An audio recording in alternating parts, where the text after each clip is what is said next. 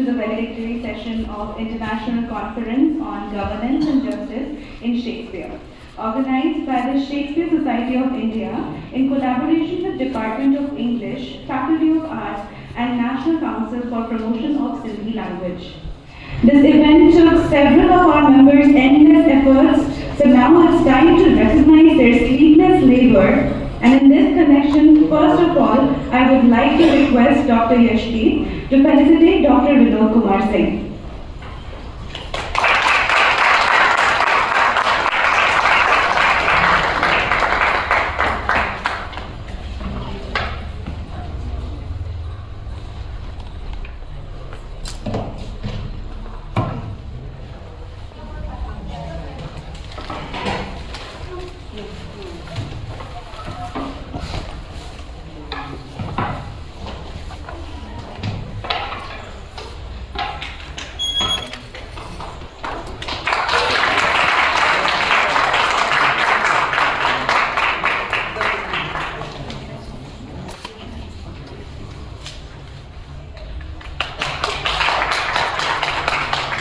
Thank you.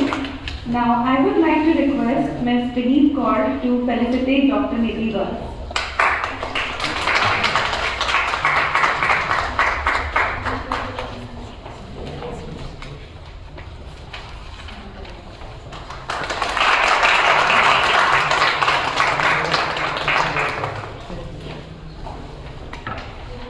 Now, I would like to request Ms. Kuntal Tamang to felicitate Ms. Kalyani Rajan.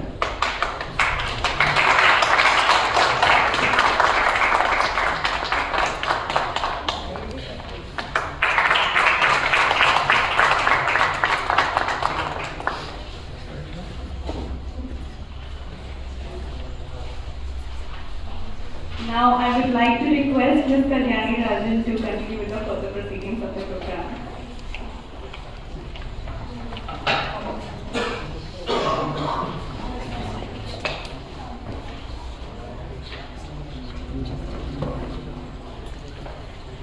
Ladies and gentlemen, these 2 days have been scintillating in terms of quality and enriching engagement, which has been a part of all the technical sessions and the inaugural session, and continuing the same spirit of excellence and engagement with Shakespeare in all his myriad forms, be it cinematic adaptations or the original text. We are now in the valedictory session. I am honored to invite on the stage Dr. Jawahar Bolwani, our valedictory speaker. Please put your hands together.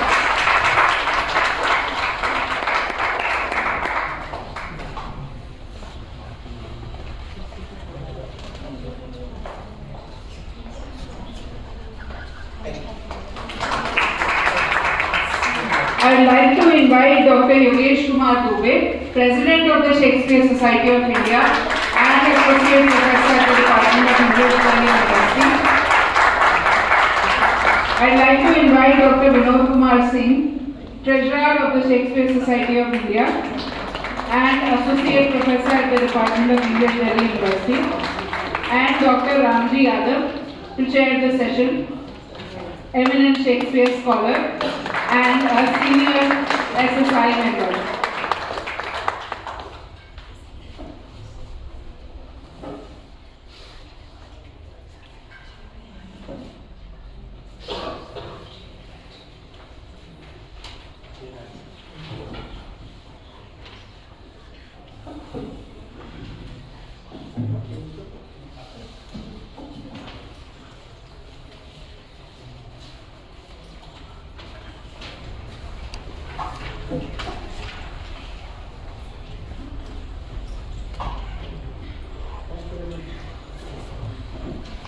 Shakespeare is, the entire oeuvre of Shakespeare is also about different kinds of interventions, arrivals and departures.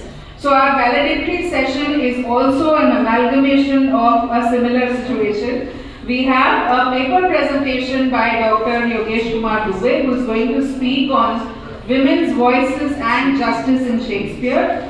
I must briefly introduce Dr. Yogesh Kumar Dubey. He is the current president of Shakespeare Society of India. He is an associate professor at the Department of English, University of Delhi. Prior to joining the Delhi University's English department in March 2014, he was an assistant professor of English at JNRM Port Blair from September 2010 to March 2014. He served the BL College of Lalganj, Raebareli also in the capacity of English lecturer from April 2006 to August 2010. He received his BA, MA and DPhil from the University of Allahabad. His doctoral thesis is on Shakespeare's problem plays. Apart from Shakespeare, the other areas he finds his academic interests delving deep are feminist studies, Indian folklore and tribal literature. He has contributed many papers to different national and international journals. I give you, ladies and gentlemen, Yogesh Kumar Dubey speaking on women's voices and justice in Shakespeare.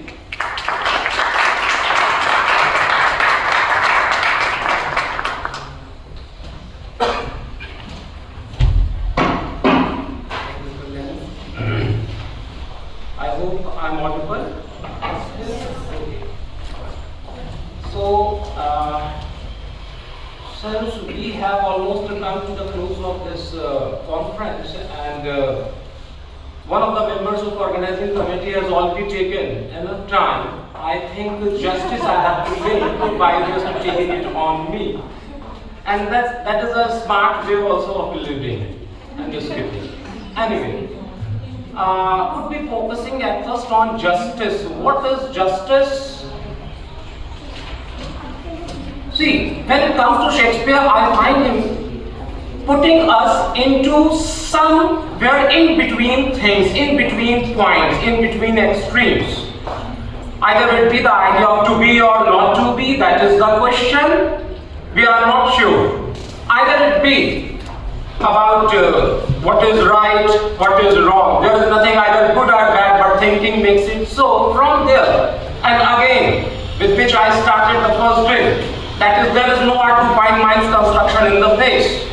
So everywhere we are hanging in between somewhere, we can't be very sure. And when it comes to his place, he doesn't say anything, he rather brings us to situations where his views can get noticed. So, that way I feel about justice, that there is nothing either as justice or injustice, but thinking makes that thinking makes it so like. Because that becomes contextual, and the context of governance comes to put a normalcy generally. And because of that, we do not have a fixed definition of justice. We can find a wavering of justice, we can have different kinds of justice, moral justice, political justice, individual relations justice, and so many other varieties we can. Just a point. But still, keeping in mind the two broader things. Number one, that is of governance relating, or constitutional we can say. Number two, social. Keeping these two in my mind, I move to the idea of women's voices, how they are when it comes to justice and injustice, being touched upon by Shakespeare in his plays in general, and particularly in context of his problem plays. So what could be these issues which demand justice or investigation from the lens of justice, social perspective, political perspective, and constitutional order, a legal perspective as well. One concerns that the idea of body, female bodies versus male bodies. Then we can think about, especially about women being given the secondary position, either as daughters or as wives or sisters or beloveds. Since Shakespeare is one who has brought different kinds of situations, not only but also different characters. All kinds of women are there, hovering throughout his different plays. So, under these different categories of daughters, wives, sisters, beloveds, again we find him focusing his attention and drawing the attention of society from different perspectives, as those ones against whom injustice appears to have been done, and also those ones who, accepting the patriarchal mind sense, mindset have just inculcated patriarchy, and they do injustice with themselves, accept injustice done towards them without realizing, without knowing that. Taking those injustices in the form of virtue or as virtue. Then, a general understanding especially during Shakespeare's lifetime, Shakespeare Society, or the whole of Renaissance, and even the before ages, we find women as more lustful than men. Shakespeare touches upon this idea as well in his plays, and he exposes the reality and brings out the situation that not only women, men are also equally lustful. So these are the nature that expresses itself from different sexes. It is not going to be confined to a particular biased idea about female being. Then also we find these are all feminist ideas driven from Western, especially Western feminist ideology, that how women become, or female bodies become, whipping block for male frustration. Shakespeare touches upon such things as well in his plays. Dowry still affecting the societies has not been left untouched by Shakespeare. That issue has also been taken upon, and as we find in today's time also, how many a time we find people interested in dowry, either cash or kind, but they do not want to accept. Shakespeare has shown that injustice also. How it happens that under the disguise of dowry, many other things, sometimes we find men who claim to be saintly characters, they pretend to be deserting women half-witted. Though they claim this was the dowry issue because that was the license given by the then society, that in case a woman is not able to provide the promised dowry as per the law, the would-be husband could desert her. But there were certain other norms set for that. Keeping in view, if I find sufficient time, would be touching all these. Otherwise, in brief, taking one example only, that is justice when it comes, as I stated earlier, measure for measure appears to be one of the best examples by Shakespeare, and generally all these we find there. It is a much ado about nothing there. Again, we find many of the issues touched upon, Troilus and Cressida, as well also that, and so that equally. So, in measure for measure, one prominent issue, that is of body. We find here Angelo, the very name Angel, he is ruling as the deputy duke, and he has been given the charge by the duke, original Duke Vincentio, for wielding the reign there for a short while. And in between, we find this deputy duke Angelo wielding the reign, and he revives the laws by means of which all those included or indulged in licentious relationship are brought under capital punishment. And during such a punishment, there we find a woman, that is Isabel, whose brother is put under punishment, whose name is Claudio. For Claudio, Isabella comes from nunnery. She was about to take oath to nunhood, but she comes to know that her brother is to be saved from the capital punishment. So she visits the deputy duke, and there we find the blood claiming its nature, and the deputy duke Angelo, who was never, or who never claimed to have the blood, that is passion, he is driven to the nun. One question I have to raise here, and we'll try to answer also that. Since we see Isabella comes from the nunnery, and by the end of the play she does not go back to the nunnery. She, the one who initially was interested in getting into nunship, becomes or gets ready to become the wife of Duke Vincentio. The question is this: why does this concerns the issue of justice and governance? Why does a woman who wanted to be a lady of God becomes a lady of a man or duke? This question is there. The whole society is licentious. Prostitution is going on there. Claudio has involved in an illicit relationship, and he claims that is Isabel's brother Claudio, and he claims that he did not. He kept his wedding clandestine so that he could get the dower lying in the chest of their relatives. It was for the sake of dowry that he did not disclose his wedding. Likewise, Isabella, who had left for nunnery, has come back to the world of affairs. And before the close of the play, we find Duke Vincenzo, the original Duke, falls in love with Isabella. He doesn't demand any dowry. He has just seen the wisdom and the honesty, or quote unquote that virtue. Because of that, he is driven to her. And in between, we see Angelo also getting driven to her. And he wants her to yield her chastity so that on that ground he could grant pardon to her brother. He demands her physique. She denies. She says that let her brother die and Isabel live chaste.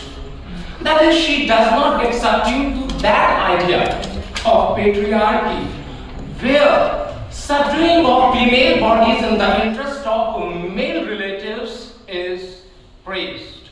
The brother tries all his way. Please let me know when it is about 10. Okay, since you have self, But the second there is, but still one gets it driven. So because this is very big precision this year. I would be just completing this issue. So the point is this. The woman who wanted to be a lady of God, she becomes a lady of a man. Why?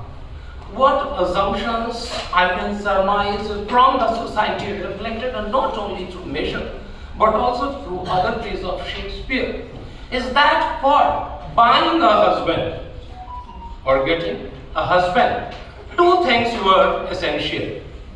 Number one, virginity or chastity, which was the prime responsibility of father to ensure at the time of wedding. Father is not there. Only a brother who himself is licentious, and licentious to this extent that for saving his life he wants even his sister to yield her chastity, and the woman with whom he was in relationship is claiming now to be his wife when he found himself under the threat of life. So, how to trust a brother like that for taking the responsibility of getting a bridegroom for the sister? So she could not buy. Number two then what made her to think to go to the nunnery? Obviously because the society is licentious as reflected. There was no safety. Possibly there was also this reason, a kind of partial feminist separation. Separatist initiative was there growing inside Isabella, because of which she wanted a mother's world, a female world.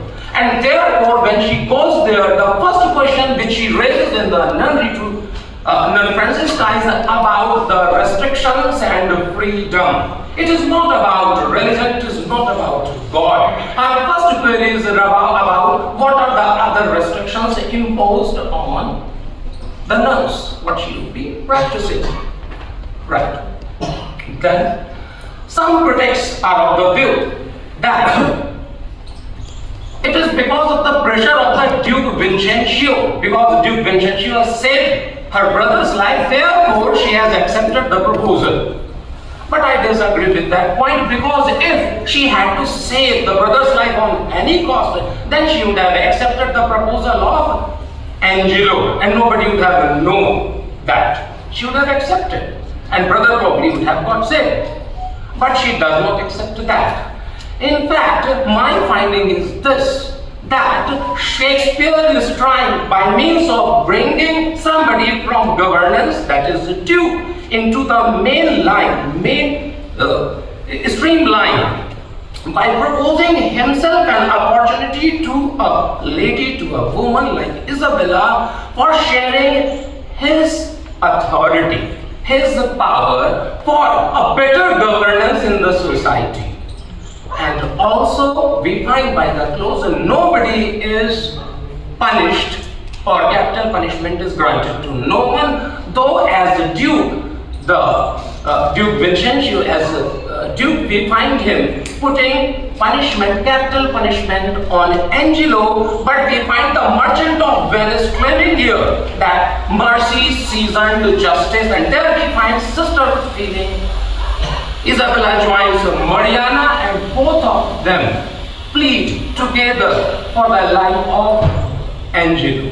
Thus we find only one aspect I can touch upon, but the point is this: mercy seasoned justice, either it be Portia or it be Mariana and Isabella. Shakespeare has tried to show this, that women, if they are brought into governance, they would be bringing this aspect of mercy, and probably by means of that mercy seasoned justice would be a better thing, because the purpose of the justice is to bring an unbiased society, and that would be possible by means of changing the mindset, not by means of putting somebody to capital punishment. Thank you. This is the only